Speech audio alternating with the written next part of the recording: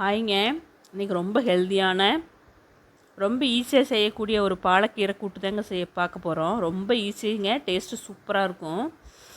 குழந்தைகளுக்கு இந்த மாதிரி செஞ்சு கொடுத்தா கண்டிப்பாக சாப்பிடுவாங்க. அதுக்கு ஒரு 100 கிராம் பாசிப்பருப்பு நல்லா கழுவிடுங்க. நல்லா 2-3 டைம் கழுவிட்டு ஒரு பாத்திரத்தில் வேக வச்சிடணுங்க. கொஞ்சம் மஞ்சப்பொடி போட்டு வேக வச்சுருங்க. ரொம்ப பருப்பு வேகக்கூடாதுங்க. பாருங்கள், இந்த அளவுக்கு வெந்தால் போதும்.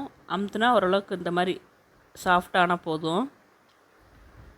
பாலக்கீரை ஒரு கட்டு பாலக்கீரை போட்டுங்க. நல்லா க்ளீன் பண்ண பாலக்கீரை போட்டுருங்க. நல்லா மிக்ஸ் பண்ணிடுங்க.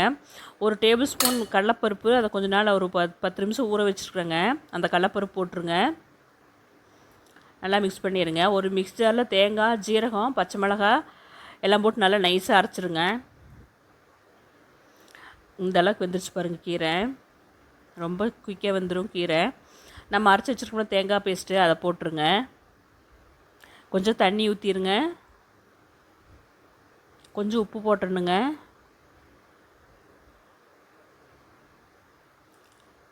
நல்லா மிக்ஸ் பண்ணிடுங்க. தேங்காய் எண்ணெய் ஊற்றிடுங்க.